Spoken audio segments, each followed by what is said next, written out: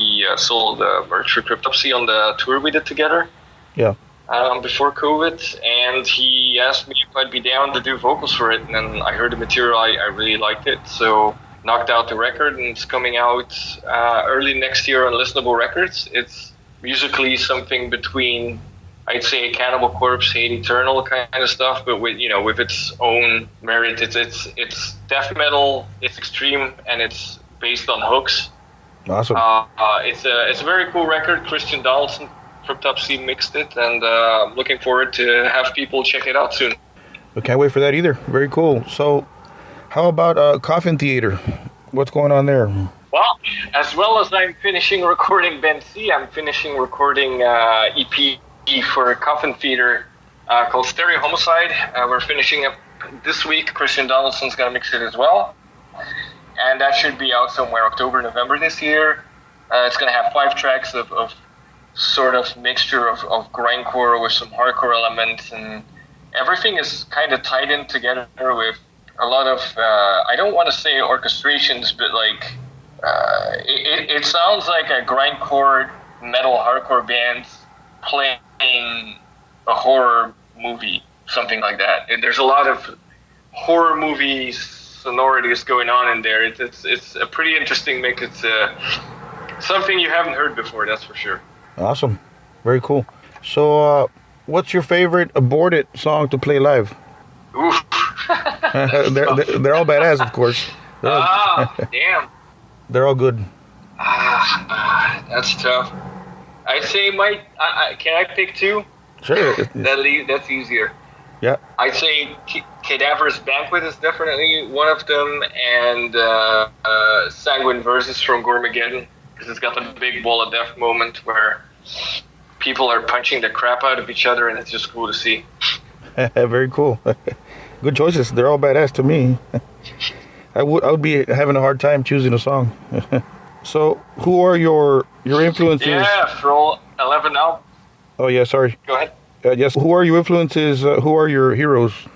Oh, I think now we're just doing our own thing, but when we started, for sure, for me personally, back in the day, it was Bo Summers from Ill Disposed, Frank Mullen from Suffocation, and Jeff Walker from Carcass. Those are the guys that I really looked up to as a vocalist back in the day, and kind of made me want to do this stuff. Now there's all these crazy ass kids out there now, like Ben Dewar, that Alex the Terrible dude, the guy from Lorna Shore, fucking the Goblin King, what's his face, Dickie Allen. All those guys are absolutely crazy. There's a lot of sick singers out there. Musically, for sure, for us back in the day, it was Suffocation, Entombed, Slayer, Hatebreed, Dying Fetus, Carcass, stuff like that. Nice. Wow. All good names, all badass bands, for sure. What kind of music do you listen to when you're not writing or when you're not doing one of your projects? What's on your playlist?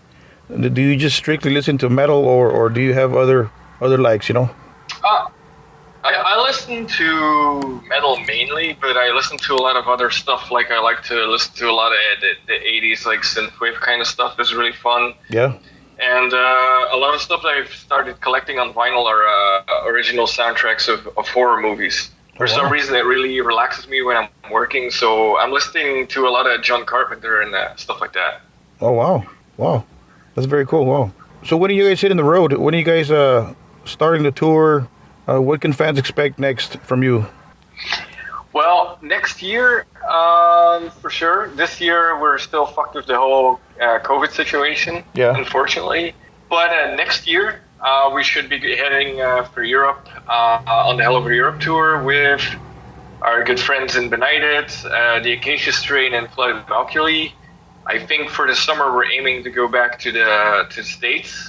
And if everything goes well, I think we'll be doing Latin America as well next year. But it's all depending on how the situation goes and what actually gets booked.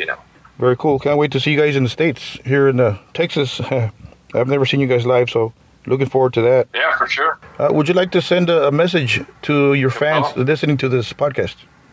Yeah, for sure, man. I hope everybody's doing safe out there, and we all miss shows as much as you guys. So hopefully, check out Maniacult if you dig it.